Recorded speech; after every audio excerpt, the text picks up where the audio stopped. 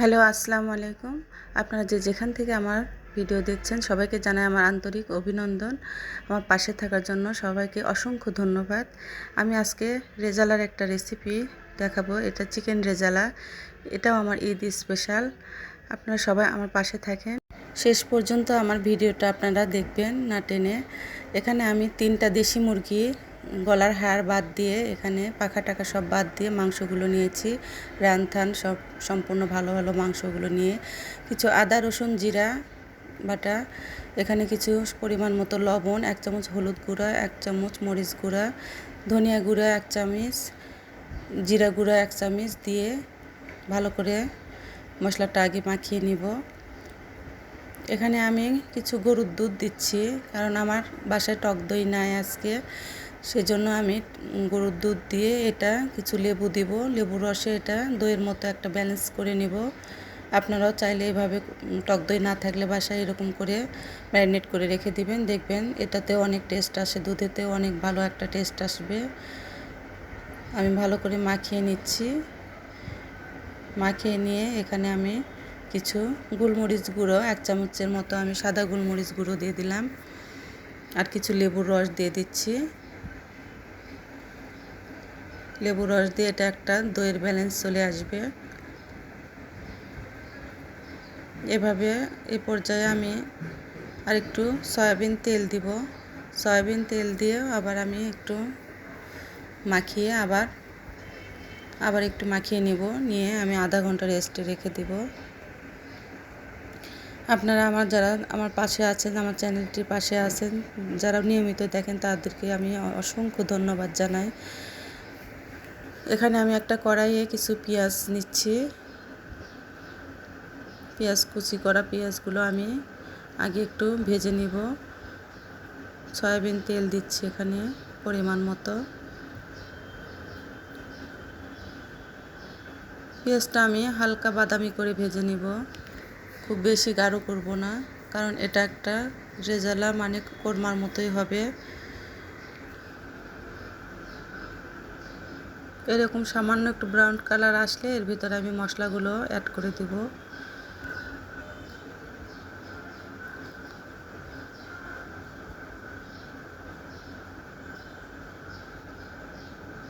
আমি কিছু তেজপাতা, দারচিনি, স্টার মশলা, কয়টা সাদা ফল, এলাচ, লবঙ্গ, এখানে জয়ত্রী, জয়ফল মশলাগুলো আমি দিয়ে ভালো করে আর একটু কষিয়ে নিব। আপনারা অবশ্যই জয়ফল জয়ত্রী দিবেন, তাহলে এর ফ্লেভারটাও অনেক সুন্দর আসবে এবং খেতে অনেক টেস্টি হবে। স্টার মশলা থাকলে বাসায় একটা স্টার মশলাও দিয়ে দিবেন। এখানে আমি 1 কাপের মতো দুধ দিলাম, গরুর দুধ এটা। তারপরে আমি কাজু বাদাম, পেস্তা বাদাম, কাঠবাদাম, এগুলো 4-5টা করে বাদাম নিয়ে আমি বেটে রাখছি, সেই বাটাটা এখানে অ্যাড করে দিচ্ছি। বাদাম বাটাটা দিবেন, দিলে খেতে অনেক টেস্ট আসবে, একটু মিষ্টি মিষ্টি হবে, গ্রেভিটাও অনেক ভালো আসবে, কালারটাও দেখবেন অনেক সুন্দর একটা কালার চলে আসবে। আমি বাদাম বাটাগুলো সম্পূর্ণ দিয়ে দিচ্ছি। তারপরে আমি বাটিটাও একটু ধুয়ে দিয়ে দিব। মশলাটা আগে একটু কষিয়ে নিয়ে এখানে আমি 1 চামচের মতো সাদা গোলমরিচ গুঁড়ো দিয়ে দিলাম, দিয়ে মশলাটা আর একটু ভালো করে কষিয়ে নিব। কারণ মশলাটার ভিতরে কাঁচা গন্ধটা চলে না যাওয়া পর্যন্ত মশলাটা কষাতে হবে। এখানে আমি 2 চামচের মতো ঘি দিয়ে দিলাম।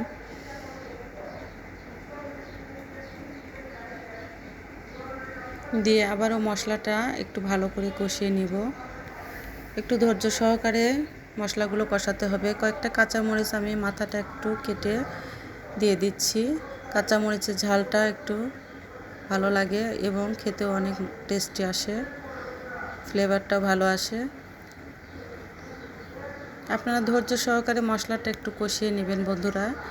আমি ধৈর্য সহকারে রান্না করি, যার জন্য হয়তো আমার রান্নাগুলো অনেক ভালো হয়, পরিবারের সবাই প্রশংসা করে এবং যারা আমার রান্না খেয়েছে সবাই আমার রান্নার প্রশংসা করে। এখানে আমি কিছু সয়াবিন তেলও অ্যাড করলাম, আমার মনে হচ্ছে তেলটা একটু কম হয়ে গেছে, তাই আর একটু তেল দিয়ে দিলাম। বাদাম বাটিটা আমি ধুয়ে আর একটু পানি দিয়ে দিলাম, সামান্য একটু পানি দিলাম। এই পানিটা দিয়েও আমি কিছুক্ষণ মশলা কষিয়ে নিব।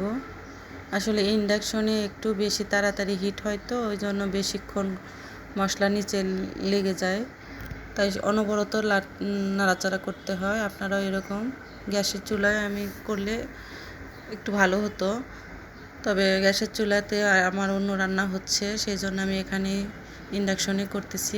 আমি যে ম্যারিনেট করা মুরগি রেখে দিয়েছিলাম রেস্টে, সেটা আমি ঢেলে দিলাম, দিয়ে আর একটু ভালো করে মশলা আমি কষিয়ে নিব। আমার চ্যানেলটি যারা এখনও সাবস্ক্রাইব করেননি বন্ধুরা, তারা আমার চ্যানেলটি সাবস্ক্রাইব করে অবশ্যই আমার পাশে থাকবেন, আমাকে উৎসাহ জাগিয়ে দেবেন। অনেক সুন্দর সুন্দর ইউনিক রেসিপি আমার চ্যানেলে আপনারা দেখতে পাবেন। নিয়মিত আপনারা আমার চ্যানেলটি দেখবেন, তাহলে দেখবেন আমি বিভিন্ন রকমের ইউনিক রেসিপিগুলো আপলোড করতেছি।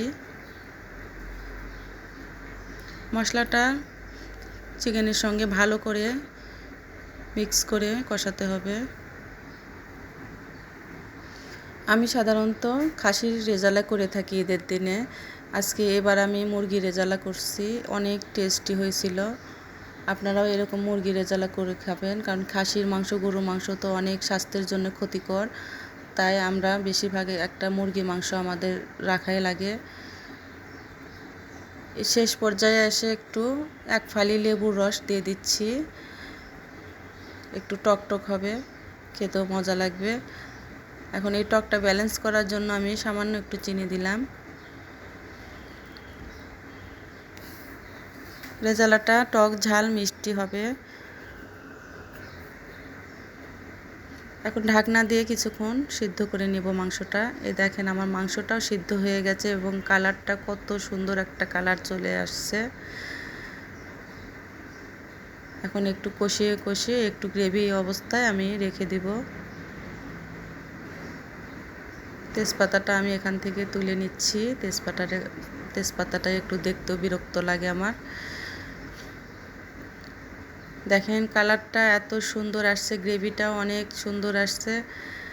আপনারা সবাই এভাবে বাসায় রান্না করবেন। আমি আগে থেকে একটু পেঁয়াজের বেরেস্তা করে রাখছিলাম, সেই বেরেস্তাটা উপরে দিয়ে দিচ্ছি। বেরেস্তাটা দিলে খেতেও অনেক টেস্টি হয় এবং দেখতেও অনেক ভালো লাগে। সবাই ভালো থাকবেন, সুস্থ থাকবেন।